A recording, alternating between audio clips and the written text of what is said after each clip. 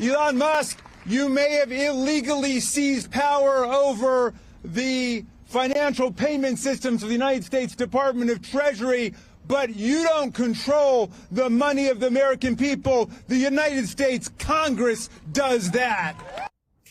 Our next guest, Democratic Congressman Jamie Raskin of Maryland, says he has a new legal theory for how Americans can sue Elon Musk. Congressman Raskin joins us now. Welcome, Congressman. I'm loving this theory. It's very interesting take. Explain it to us, how citizens can sue Elon Musk and Doge, and how 18 U.S. Code 1030 can be applied. So the first thing to understand, Michael, is we are winning in the courts. And people need to understand that. Judge Gia Cobb in the District Court in the District of Columbia just halted their efforts to out thousands, I think 6,000 FBI agents across the country for their involvement in prosecuting January 6th. Judge Kolar Catelli shut down the raid on the Treasury Department. And so the courts are doing their job. I've been at rallies all week because, a rally a day keeps the fascists away.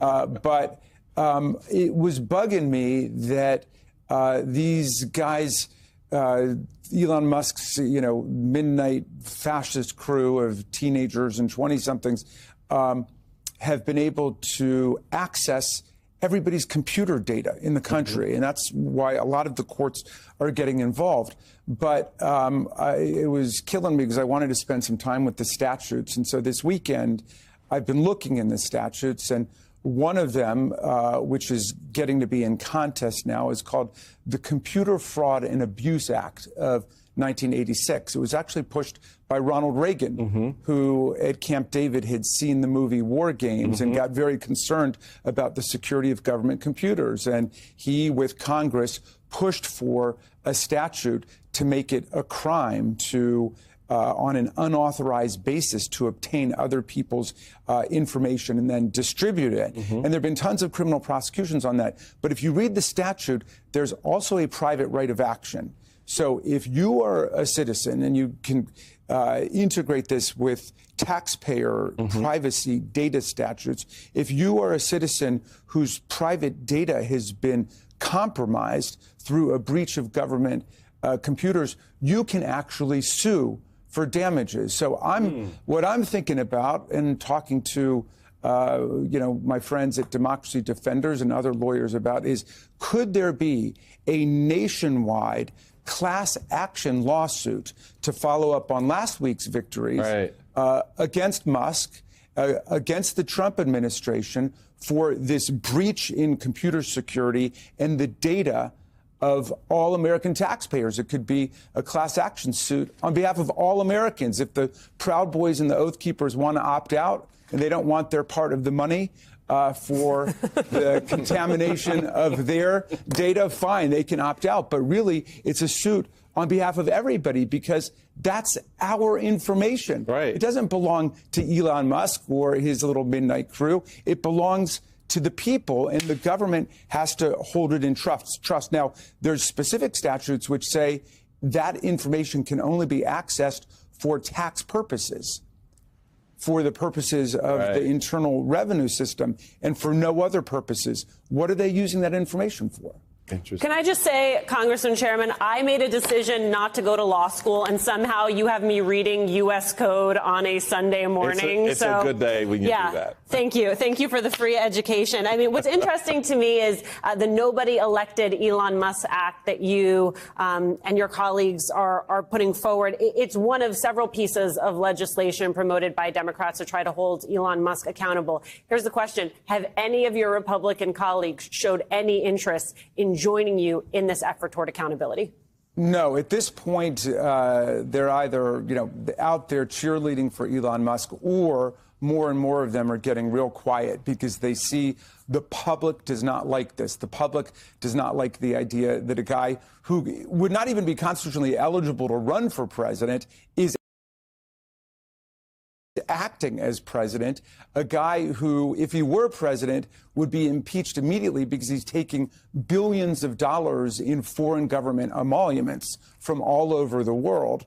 And some people have actually been talking about impeaching President Elon Musk right now, on the theory that he's usurped the powers of the presidency. So I think a lot of the Republicans are just going to wait and see which way this goes. You know that there are a lot of very right-wing MAGA Republicans like Steve Bannon who are completely opposed to Elon Musk and what he's doing. Bannon has called him a truly evil person.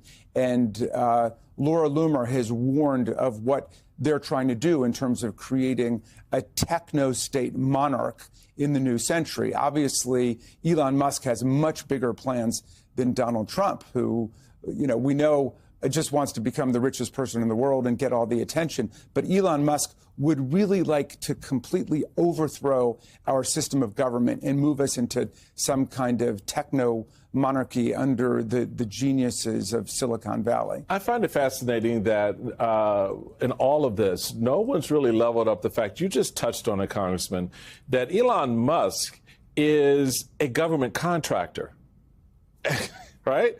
Spending billions of dollars. Billions of dollars of government 18 plus individual contracts with the U.S. Why aren't we exposing those people? What's in those contracts? Because DOGE is not going to look at those contracts. Yeah. Well, so why doesn't Congress say, look, okay, Mr. Musk, we want to call you in to have a conversation about your contracts because you are a federal contractor. You can be a special purpose, whatever. In other words, how does Congress deal with someone like Musk, who, as you noted, is using the White House, the authority given to him by Donald Trump? It all flows back to Trump, by the way. But he's using that to push out and basically dismantle our government. And it's seemingly he's getting away with it. And Congress is kind of like, well. No, he's not getting away with it. I mean, he is getting brought down, cut down to size every day in court, whether it's at the Treasury Department, FBI, with the Department of Justice. And the reality is that he is a huge government contractor. He collects billions of dollars from the U.S. taxpayers, and he has an obligation right now under federal legislation to file his ethics disclosure forms. And we haven't seen those ethics disclosure forms. Are there conflicts there between what he's doing and his contracts? There are radical conflicts of interest. For example, then suspend the contracts. Well, there we go. I mean, the problem is the executive branch right now is not enforcing that process, but we're going to have to make them do it through the judicial branch and by Congress. But there are radical conflicts of interest. He is overseeing his own government contracts. He keeps talking about waste, fraud, and abuse. How about the waste, fraud, and abuse that was being investigated with Elon Musk in China by AID, which led him in his outrageous destruction of foreign aid, which is coming back to haunt U.S. foreign policy. Now you know why, folks, he's going after USAID, because USAID was calling him